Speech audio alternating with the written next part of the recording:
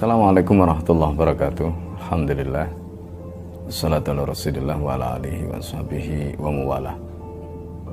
Para pemirsa yang dimuliakan Allah, ketika Rasulullah SAW telah memulai pembinaan di kalangan para sahabat, ayat-ayat yang turun di Makkah atau yang kemudian disebut dengan surat Makkiyah, ayat-ayat itu lebih banyak membahas tentang akidah. 3/4 isinya Al-Quran adalah surat Makkiyah, dan lebih banyak membahas tentang masalah akidah. Hukum-hukum syarak baru diturunkan setelah Rasulullah hijrah ke Madinah, kecuali tentang sholat yang turun sebelum Rasulullah hijrah ke Madinah. Rasulullah SAW dengan para sahabat ketika itu, mereka menempa dirinya. Mereka bersama-sama di dalam pertemuan-pertemuan yang bersifat intensif di rumah Al-Arqam bin Abil Arqam yang berada di dekat Jabal Sofa atau Bukit Sofa. Di situ Rasulullah SAW bersama para sahabat berkumpul. Ketika ada ayat turun, sampaikan pada mereka. Di tengah malam mereka pun melakukan aktivitas, melaksanakan Qiyamul Lail. Pendek kata, baik dari segi nafsiyah maupun dari segi akliyah, semuanya ditempa oleh Rasulullah SAW. Sehingga para sahabat terbentuklah kepribadian Islam mereka. Mereka menjadi kuat karena kekuatan yang ditanamkan oleh Nabi dalam bentuk akidah tadi begitu mengakar di dalam diri mereka. Dan itu kemudian akhirnya ditunjukkan oleh para sahabat ketika kemudian nanti ada perintah melakukan dakwah secara terbuka. Rasulullah SAW dan para sahabat, mereka memang belum bisa melaksanakan aktivitas ibadah secara terbuka karena agama baru ini menarik perhatian.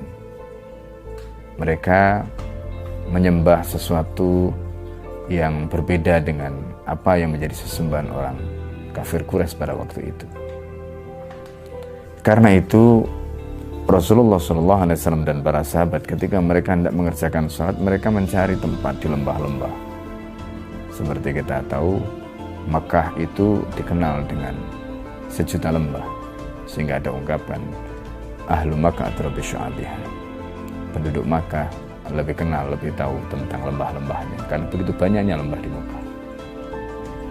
Rasulullah dan para sahabat memilih tempat itu untuk menyembunyikan ibadah mereka dari jangkauan orang kafir Quraisy. Sampai suatu ketika Sa'ad bin Abi Waqqas bersama beberapa sahabat ketika sedang melaksanakan sholat di lembah, rupanya mereka dibuntuti oleh orang kafir Quraisy. Maka Sa'ad bin Abi Waqqas dengan spontan mengambil tulang unta, lalu kemudian tulang itu dipukulkan kepada orang tadi sehingga bermandikan darah, dan akhirnya orang itu mati. Peristiwa ini sampai kepada Rasulullah SAW, tetapi Rasulullah SAW tidak memberikan komentar, baik itu membenarkan maupun menyalahkan apa yang dilakukan oleh Sa'ad bin Abi Waqqas.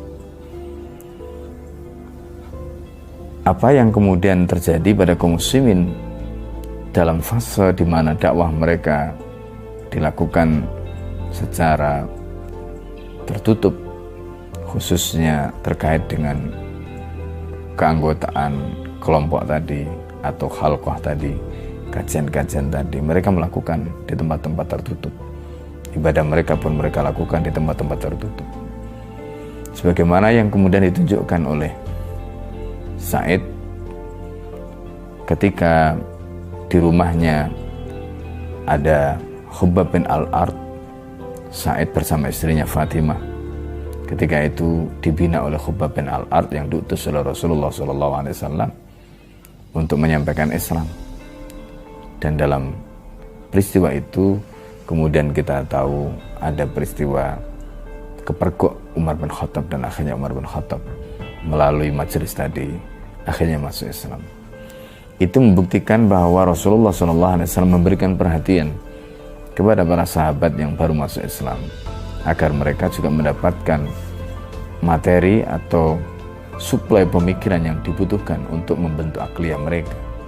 Demikian juga penguatan nafsiyah mereka, di mana Rasulullah menghimpun mereka di rumah Al-Arqam bin Abil Arqam untuk melakukan qiyamul lail dan kegiatan-kegiatan bersama yang mereka lakukan di tempat itu. Sampai kemudian terbentuklah kutlah organisasi yang terdiri dari mereka-mereka yang sudah dibina oleh Nabi SAW.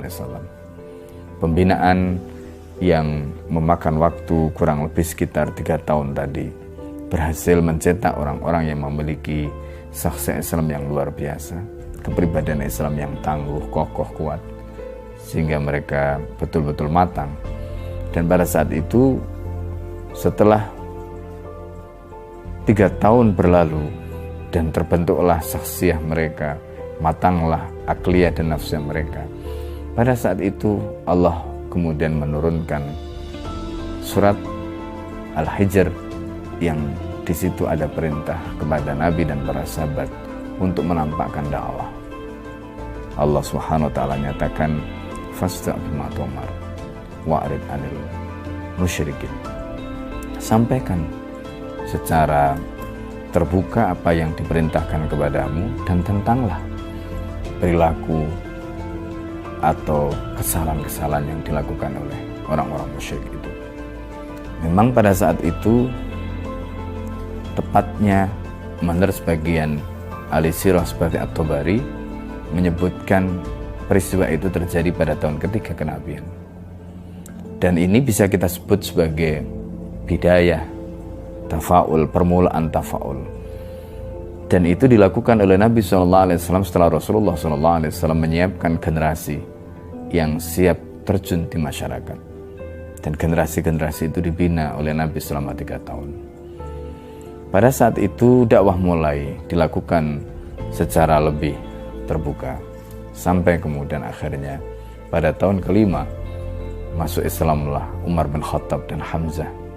Dan ketika mereka masuk Islam, maka wajah kutlah Nabi, organisasi Nabi, betul-betul didemonstrasikan oleh Rasulullah SAW. Ketika Rasulullah memimpin jamaah atau kutlah tadi untuk melaksanakan tawaf di Ka'bah, dipimpin oleh Umar pada satu barisan dan Hamzah pada barisan yang lain. 2 barisan itu melakukan tawaf yang belum pernah dilakukan sebelumnya oleh orang Arab. Barisan atau uslub baru yang betul-betul menarik perhatian mereka untuk menunjukkan kepada mereka bahwa inilah kutlah, bahwa inilah Hizbur Rasul. Setelah itu betul-betul terbentuklah kutlah Rasulullah atau Hizbur Rasul, dan dakwah yang disebut tafa'ul tam, interaksi secara sempurna dengan berbagai resiko, betul-betul mulai terbuka dan dialami oleh Rasulullah dan para sahabat. Hadanallah wa iyyakum ajma'in. Assalamualaikum warahmatullahi wabarakatuh. Assalamualaikum warahmatullahi wabarakatuh.